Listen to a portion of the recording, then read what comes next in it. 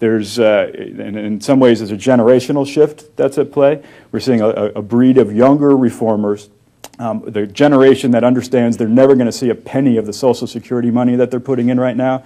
People who are not wedded to institutions in particular, but are determined to try to find new ways to solve old problems, that are simply not willing to put up with doing things the way we've done them because that's the way we've always done them.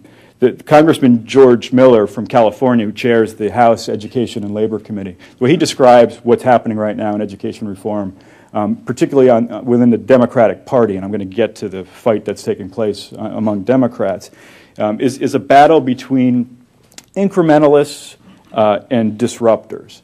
And what he means by that is we've sort of passed the days where we're debating whether we need to do anything at this point. We've got more data than we've ever had before about what is working and what isn't working in schools.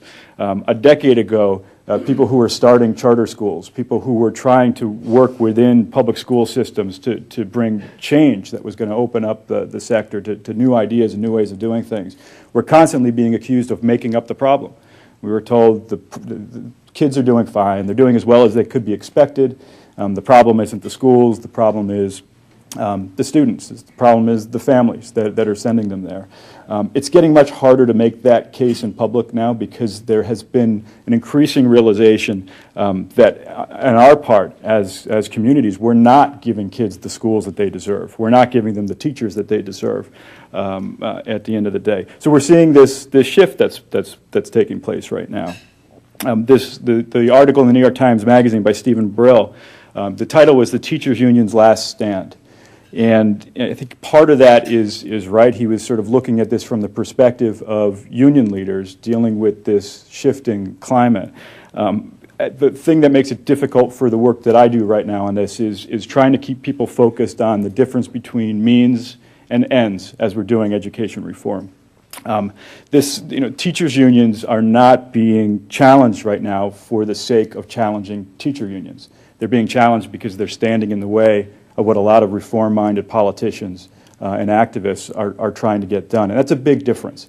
When you look back over the last 15, 20 years, when activists on the political right have attacked teacher unions, there's been a sort of mean-spirited streak to it. It sort of seems as if bashing and demolishing teacher unions are the end, and that's the end goal.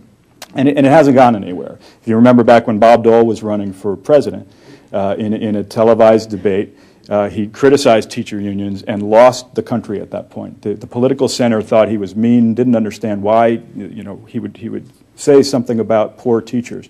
As people have been trying to get their hands dirty on the ground and bring change to school systems, there's an increasing realization that teacher union leaders and teachers aren't necessarily always on the same page, and that more and more we're talking about issues of power and not about necessarily substance, but who has power, who's willing to give power up, who can block things because they have the power to do it.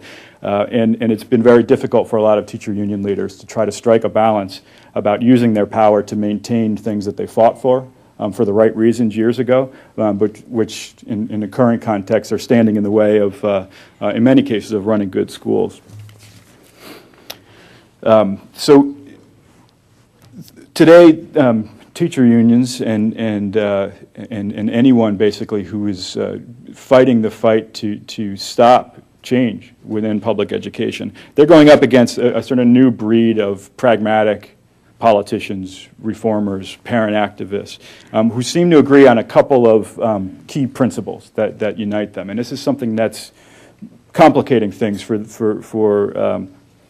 any forces that are trying to hold on to the power that they have. And remember, I'm talking about a revolution, and revolutions happen when power shifts from one hand to another. So this is what we're dealing with. It's a power struggle right now. So these reformers, if you just paint them with a broad brush, they believe that public education reform is the civil rights issue of our time. There's not even any debates about that anymore on our side of this. That access to great schools, great teachers, great principals eludes far too many of our most vulnerable students, the ones who need a great education the most to succeed and live the American dream. 3, that great teaching is paramount, that great teachers are the key to everything that we're talking about, and trying to make sure we do everything we can to get the best teachers in front of the kids who need the most is crucial. Number 4, that vastly improving a public education system that has lost its way is the only way we can save public education for future generations. So there's an inherent appreciation, actually, for the role that public education plays in a democratic society, educating people to participate fully in the public square, in that rather than trying to destroy public education, increasingly the reformers have shown that they're the ones that are trying to save it at the end of the day. Number 5, that while the costs may be high, saving public education is worth it. And what I mean by the cost are even if it means having to engage in political battles, which can get ugly at times. Again, we're talking about a revolution. The people who have power don't give up their power lightly. It's just the way revolutions work. So my organization, Democrats for Education Reform, just want to talk briefly about it. We've existed for 3 years, actually coming up in a couple weeks. We are decidedly partisan. A lot of people ask us, why not EFER, Everyone for Education Reform, or why not REFER, Republicans for Education Reform? And it would be a lot easier for us to raise money, I can tell you, if we were everyone for education reform. There are people that are scared off by the partisan edge to what we're doing, but we have decidedly made this partisan because we have determined over years that the biggest problem standing in the way of education reform from happening right now are the forces that have tremendous control over the Democratic Party. And that our belief is if we can fight the fight and win the fight within the Democratic Party, everything else is going to take care of itself. So it's really about laser-like focus on where we see the problem and where we think we can bring change. Where we are trying to bring change is trying to identify this new breed of politicians who wants to make a difference, who wants to get behind the kind of reforms that President Obama has been pushing. We do that all sorts of different ways, including raising money for politicians. We've always been told by the Democratic Party that teacher unions, we need them. You know, there's no other constituency within the party where the foot soldiers have off in the summer months and can be put on a bus and bused to an important swing state. Actually, they actually bus them to Ohio a lot of the times. A lot of our New York City teachers end up in Ohio before every single election. As long as you guys are a swing state, you're going to have a lot of New York City teachers running around here. But that the party needs teacher unions. Therefore, we should all just shut up and go away. We're trying to say that the party needs a lot of other people too right now. The party needs the people that write checks to help support candidates, help get the television ads on TV. They need the parents who desperately want better schools for their kids to actually go out and vote on Election Day.